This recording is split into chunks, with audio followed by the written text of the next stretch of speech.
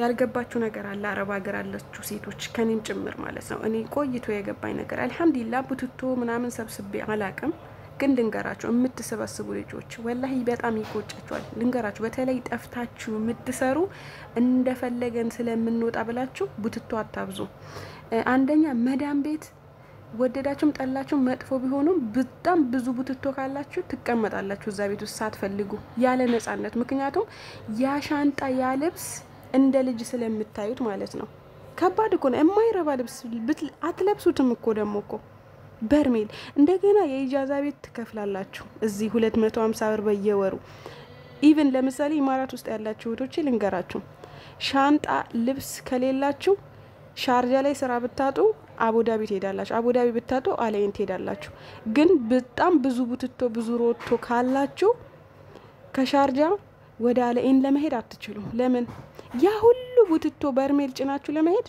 1000 ድራም ራሱ አይበቃችሁም ወደ ሻርጃ ሙቭ ለማድረግ ማለት ነው ስለዚህ ያላችሁ አማራጭ ለቡትቶም ለሮቶም መክፈል ነው አለይን ደሞ ስራ ፍለጋ ስትሄዱ እዛም ትከፍላላችሁ አያችሁ በወር 400 ብር ታወጣላችሁ 400 ድራም በየወሩ አስቡት በኢትዮጵያ ማለት ነው ሌላ ደግሞ ኢትዮጵያ ጭናችሁት ስትሄዱ የቀረጥ አለው ይሄ የማይረባ ልብስ ማለት ነው የቀረጥ አለው የኪሎ አለው እንደገና ደግሞ የካርቶን የፕላስተር የቻርጅ ምናም በጣም ብዙ የሚከፈሉ ብሮች አሉት ወደ ኢትዮጵያ እንኳን ልላከው ብትሉ ኢትዮጵያ ደግሞ ስንሄድ እዚህ የተበሰባችሁት ምንም አይነት ኳሊቲ ነው ብላችሁ ብታስቡት ካባያዎች የሚለበሱ ልብስ ያለ አይመስለኝም እኔ በአሁኑ ሰዓት የቱርክ ልብስ ኢትዮጵያ በጣም በብዛት የቱርክ ልብስ ነው የሚለብሰው ሰው ማለት ነው ስለዚህ እዚህ የምትገዙበትን ብር አስቀምጡት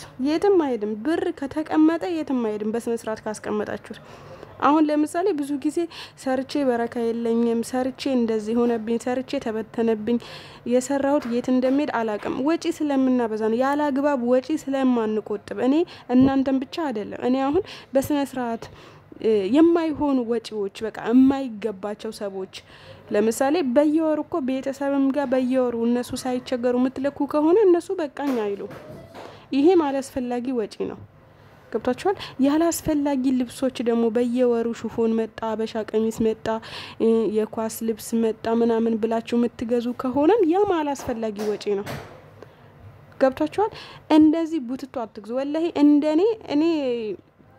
እንደኔ ሐሳብ አራት ልብሶች አራት ኳሊቲ የሆኑ ልብሶች ቢኖራችሁ ሁለት አባያ ሁለት አሪፍ የሆኑ ፉስታኖች ጉርድ ምናምን የውስጥ ልብሶች ጡት ማሳጃ ፓንት ምናምን ካላችሁ በትንሽ ሻንጣችሁ ትልቅ ቢሆንም ችግር የለውም ያው የሴት ነገር ሞዴስ ታስቀምጣላችሁ ሳሙና ምናምን ቫዝሊኖች ምናምን ብዙ ነገር ልታስቀምጡበት ትችላላችሁ ሻንጣው ብቻ ግን አንድ ሻንጣ ይሁን ሁሉ ነገራችሁ ስራ ስትሄዱ ቆሻሻም ልብስ ካላችሁ በፌስታል አድርጋችሁ አንድ ሻንጣ ውስጥ አድርጉ ንጹህ ቆሻሻው መዳሞች ራሱ ወላሂ ሀበሻ ኪስ ይላሉ ማለት ነው ሀበሻ ኪስ ይወዳል ኮተት ይወዳል ይሉናል ማለት ነው ብዙ ጊዜ ሰምቻለሁ ሲባል ማለት ነውና ይቅርባችሁ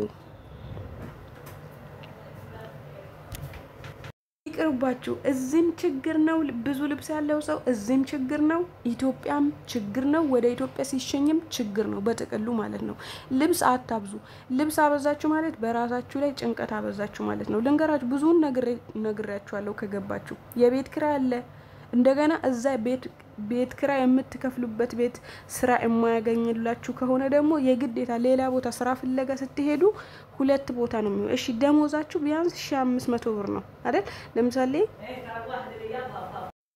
የተሻለ ደሞዝ ለማግኘት ነው አይደል እናንተ ከኮንትራት ቤት ጠፍታችሁ ወጣችሁት ታዲያ የት አለ የተሻለ ደሞዝ እንደውም የተሻለ ወጪ ነው አናታችሁ ላይ ያመጣችሁ ያላችሁት ሹፉ አሁን 1500 ነው ዱባይ ላይ እንደምታውቁት አለ የተባለ ጽዳት 1500 ምግብና ጽዳት 1700 ነው ከዛ በላይ የለም ማለት ነው በደላሎች ምክንያት ግን 400 ብር ለልብሳችን ሌላ ቦታ ከከፈልን የቤት ኪራይ ሌላ ቦታ ከከፈልን ከ1500 400 ይነሳለታል ለምሳሌ ስራ መልቀቅ አለ ያቺ 100 ብር ለቅባትም ለሳሙናም ለሻምፑም ልታደርጓት ትችላላችሁ ታዲያ ኮንትራት ቤት ካሉ ልጆች ምን ተሻላችሁ እንደውም ኮንትራት ቤት ያሉ ልጆች ይበልጧቸዋል ማለት ነው ካሰላችሁት ማለት ነው።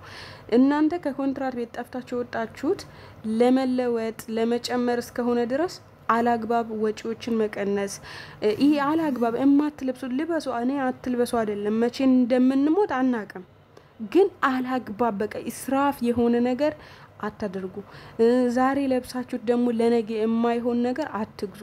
ስትገዙ በጥሩ ብር ጥሩ ልብስ ግዙ። ያ ልብስ ብዙ ጊዜ ያገለግላችኋል። ያው ስራ መዳም ቤት ከሆናችሁ እናንተ ሁሌም አትለብሱ፣ ሁሌም አትዘንጡ። ወይ በወር አንዴ ወይ በሁለት ወር በሶስት ወር አንዴ ነው የምትዘንጡት ማለት ነው።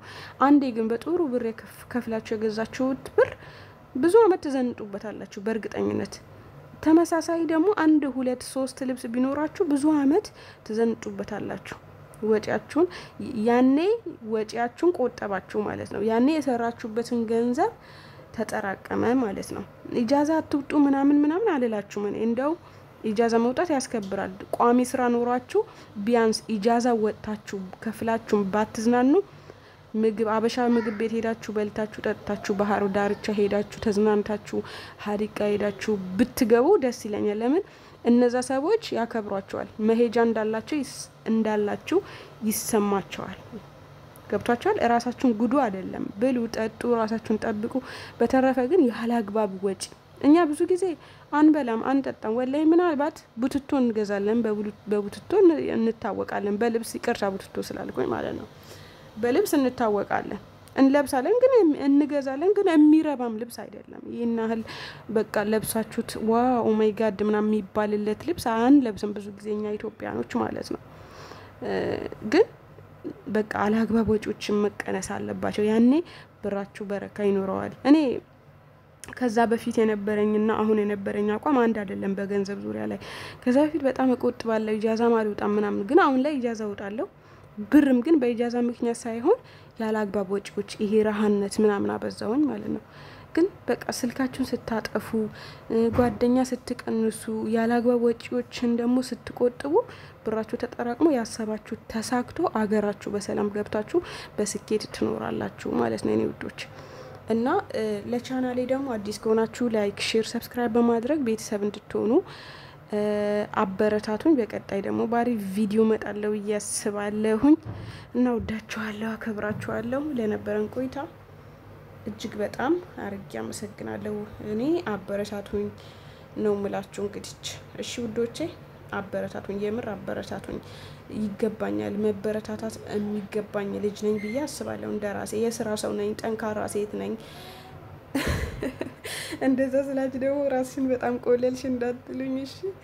ግን ይገባኛል በቃ መበረታታት። እሺ ውዶቼ